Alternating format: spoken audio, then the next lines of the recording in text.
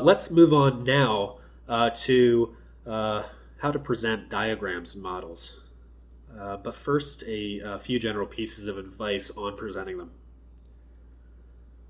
First, and I mentioned this before, but I'm going to reiterate this again. Just because you create a diagram or some model doesn't mean that you necessarily need to give it to your stakeholders. Remember, there are a lot of different purposes for models, and sometimes we create them just to aid our own understanding and our own analysis process. So when you're getting ready for your presentation, I would ask yourself, whether or not the diagram will aid the stakeholders in understanding the requirements and the solution. And if not, don't bother presenting it to them. Another challenge you'll encounter is the difficulty of walking through diagrams over the phone. Sometimes it's unavoidable, but it's still better to do it within the same room. If you do have to do it over the phone, there are two ways that I've found to handle this.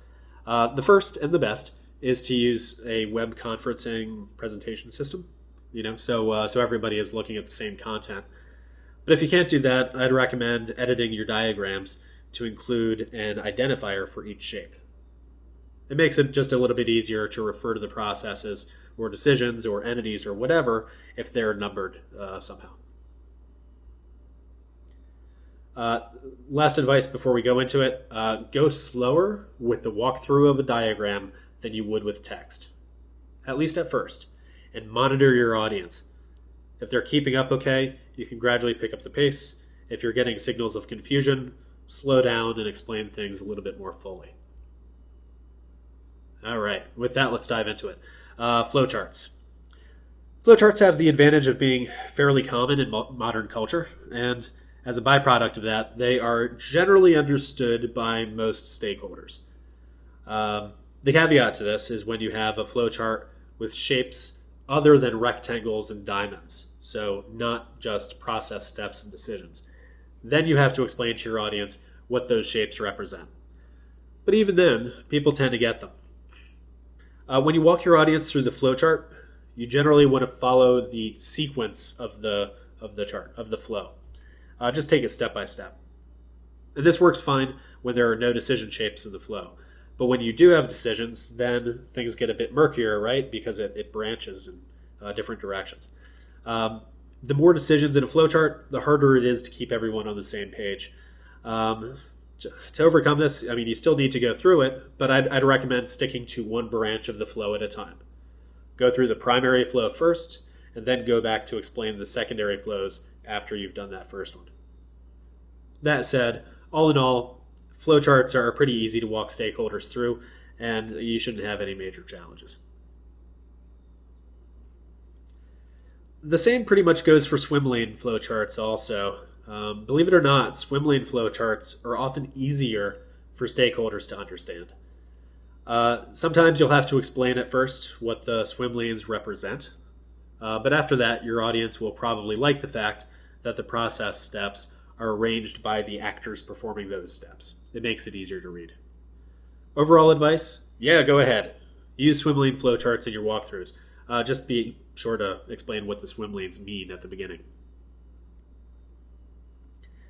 Okay, so those were the easy ones. Now we have to do a little bit more thinking, and we'll take the entity relation diagram next. Oh boy, ER diagrams, they definitely can be helpful to the overall understanding of a domain or system or process or whatever, but they have a bit steeper of a learning curve than simple flowcharts. Before the presentation, you should definitely consider whether or not they're worth it's worth it to present them to your stakeholders.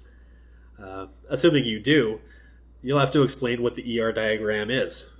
You probably won't want to give them a full explanation like I did earlier in the course. They don't need that much detail because they're not going to go out and make entity relationship diagrams themselves. Instead, I would start by describing what the rectangle and diamond shapes mean. Recall those are entities and relationships, respectively. Then when you begin walking through the diagram, I would pick one of the most central entities and describe its relationships to the other entities. And from there, you can just proceed in that way that makes the most sense to you at the time.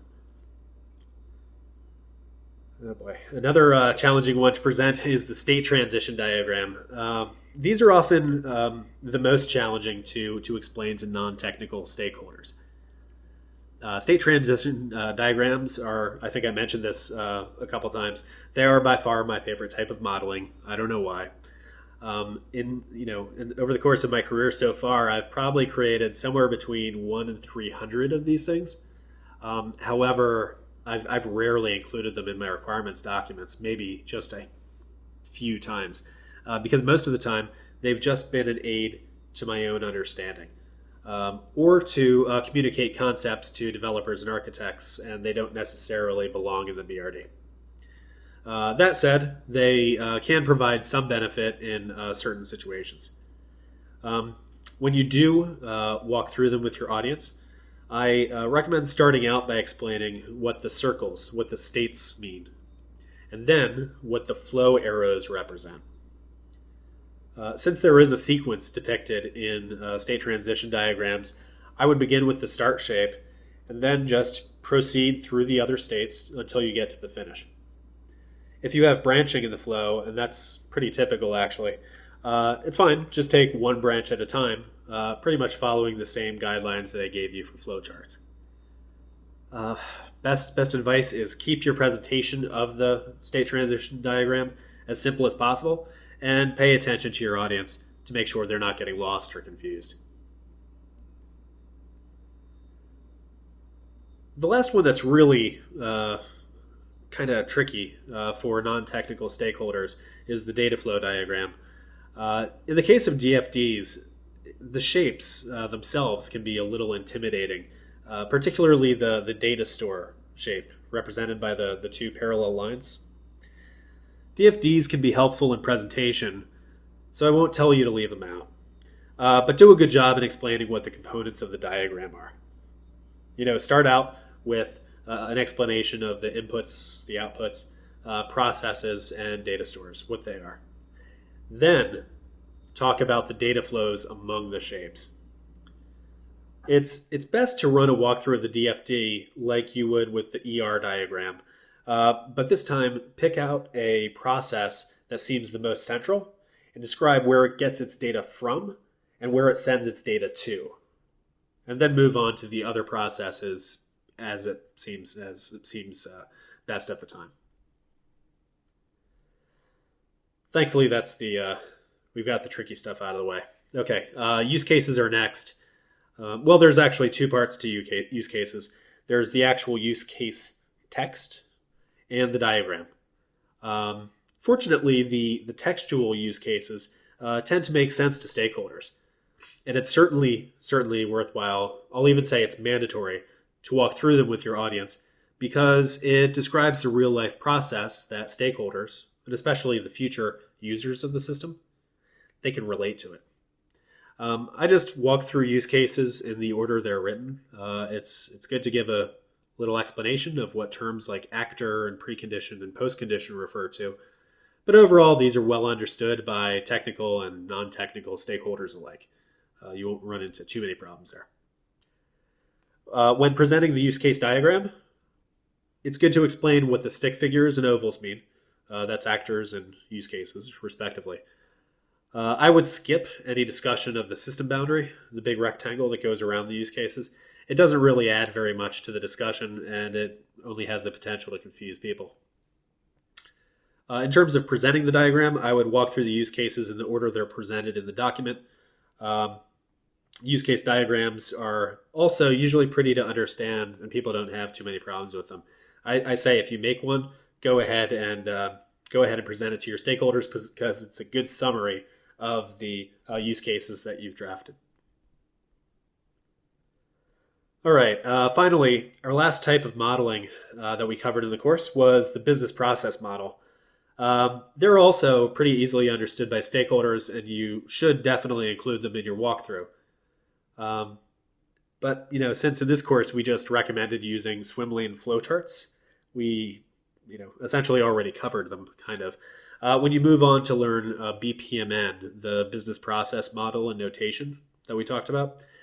Then you'll need to assess whether or not the BPMN diagram makes sense to give it to your non-technical stakeholders, or whether you should just make a swim lane flowchart for them.